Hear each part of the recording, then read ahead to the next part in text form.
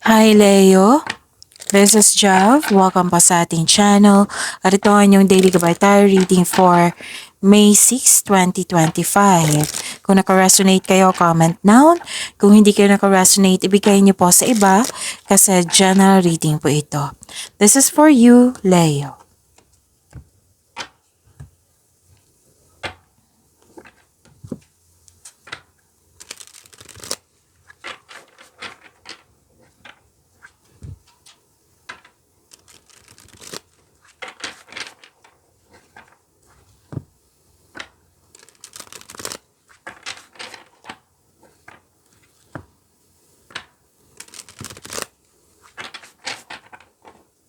Para po ito sa inyo, Leo.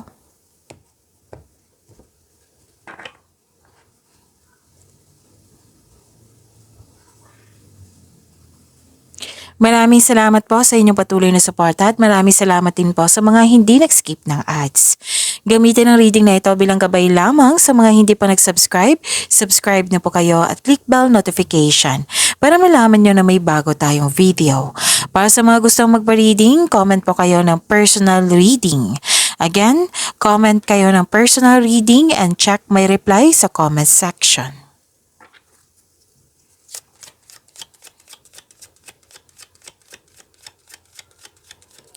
Spirits Guide, mga ganap pa para kay Leo.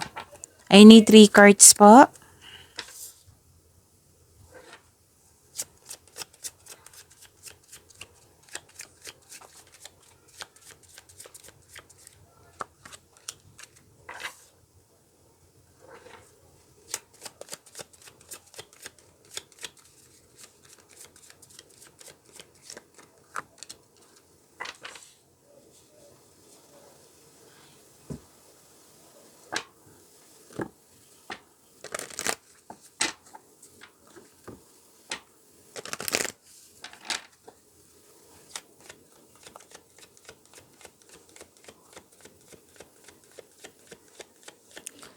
Spirits Guide, mga mensahe po. Mensahe po para kay Leo. I need 2 cards po.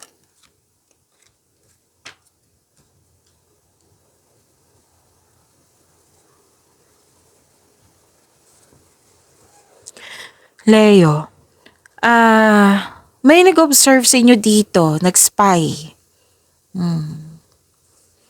At nakikita ko dito na may gusto siyang kunin sa iyo or mahilig tong magmanipula. So mag-ingat kayo sa kanya.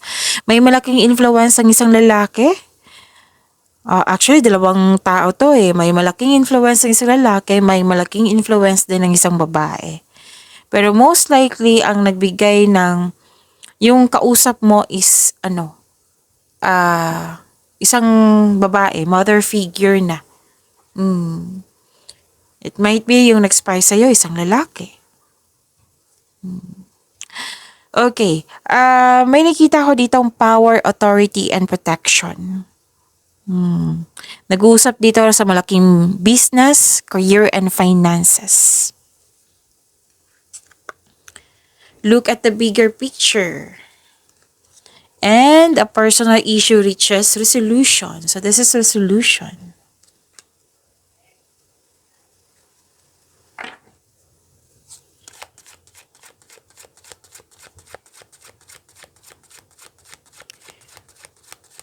Spirits Guide, energy po ni Leo.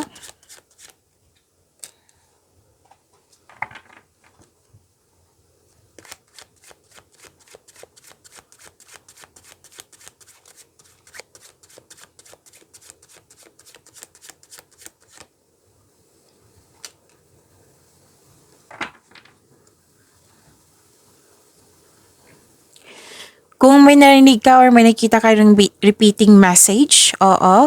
Like for example, nanood kayo ngayon ng May 5 and May 6 na video reading nyo. Tapos may napansin kayo ng repeating message. So yan po yung pinupush ng cards nyo na kailangan nyo bigyan ng atensyon. Kung maaari po at kung maaari po, bigyan nyo po ng solusyon at aksyon. And what's the energy of Leo?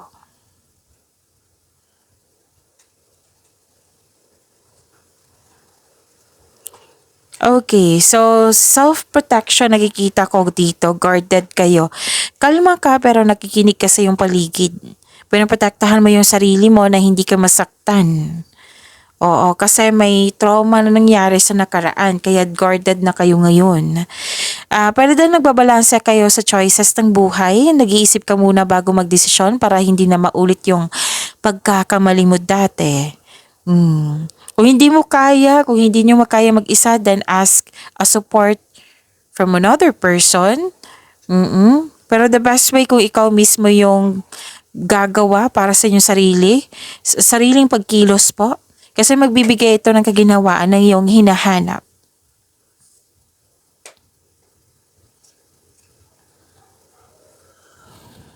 Dalawang card na mismo na dito nagbabalanse kayo sa inyong pwede din sa desisyon, nagbabalanse kayo kung ano yung pipiliin nyo. Pwede din sa paggawa ng plano ito. So you are very inspired in action. This is power also. Na nag-clarify siya dito sa oracle cards nyo. May direction na, you are determined, determinado. You have focus, concentration, perseverance. So okay, makinig po kayo sa inyong intuition. Sabi po ng card dito, you have success in the face of difficulty. And magkaroon ng clear intention, focus, and a plan for action. So, gawa po daw kayo ng konkretong plano para makagawa kayo ng big decision. May umuwi dito na successful. This is also traveling po. Or you are moving forward to the next level. So, gamitin niyo po yung intuition niyo to guide you to the next phase of your path, of your life with confidence.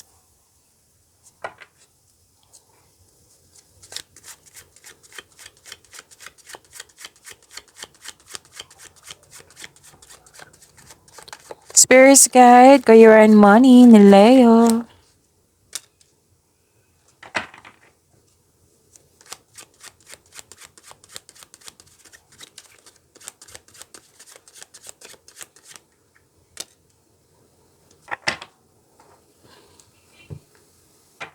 Ang ganda naman.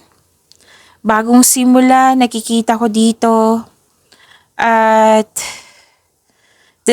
another card na nagsabi dito na you are very inspired. So, dalawang card dito, isang card dito. You have the power na motivate kayo. You are inspired. Please expect na magiging busy kayo ngayon. Creativity, nakikita dito. And nag-initiate ka dito. So, this is an action. So may parating na very excited ka, exciting opportunity, exciting and very inspiring chances upang palawakin ang iyong career and money. So, or magsimula ka sa bagong pagsisikap. You're very excited. So, naging masipag ka at naging creative ka sa inyong trabaho ngayon. At dahil nito, mapapansin ka ng ibang tao dyan. Pwede sa customer nyo, sa boss nyo, kasamahan mo. Tapos soon, magbubunga na yung pagsisikap. At dahil sa achievement na ito, magkakaroon po ng financial growth and stability. So, claim nyo po.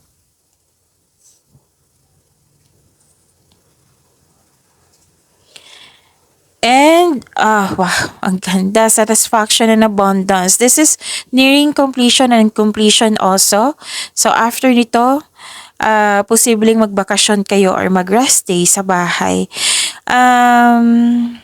May natapos kayong gawain, proyekto, may na-achieve, sobrang saya mo, at satisfied ka sa naabot mong completion. Dalawang card na mismo nagsabi niyan ha, completion po. Sa mga okay, naka-receive din ka ng recognition for a job well done. Kaya nga sinabi ng dalawang card dito, napansin kayo o na magaling kayo na trabahante, negosyante, na magaling kayo, matalino kayo. Oo. So, meaning to say, may good contribution kayo. So, may nakita rin akong pagtaas ng kita dito, pagtaas ng sweldo, pagtaas ng allowance or promotion ito sa posisyon.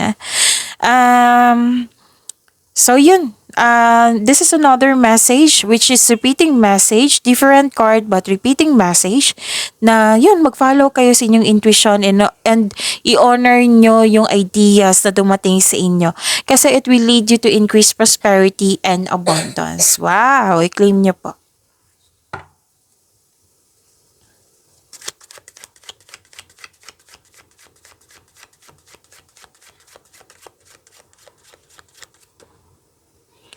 Spirits guide, love life, self-love, partnership, and romance.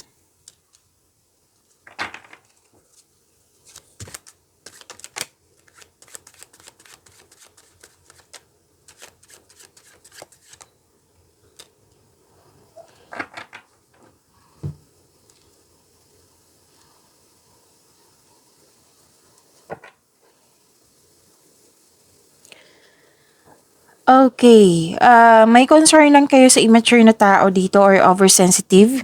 Lumabas to sa weekly nyo or sa monthly nyo po kung hindi ako nagkakamali. So, selfish, oversensitivity, immature, yan yung nakikita ko dito. Pwedeng naiirita ka na sa kanya. So, sana'y ma-overcome nyo po iyan. Or you may be taking life too serious, wala ka lang time sa inyong sarili, so give time for yourself. And abundance din to eh. Ang ganda, Leo. So, may steady progress akong nakikita dito. Sa mga single, ideal type niyo po ang stable, grounded, and trustworthy na. Trustworthy yung ready ka na sa bagong pag-ibig. Yung nagplanado na lahat. Sa mga relasyon sa buhay mag-asawa, ayaw nyo ng away. Sabi dito. So, nag-iisip kayo dito, whether kayo or siya, nag-iisip na magtatagal ba kami? Yan yung iniisip eh. Pwedeng kayo or siya.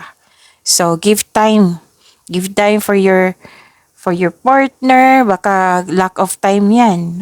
So, nakikita ko naman dito na ayaw nyo ng away, nag-build kayo ng trust and stability. Pag-iwanin nyo po yung blessings sa binigay sa inyo, Leo, see you tomorrow. Maraming salamat po.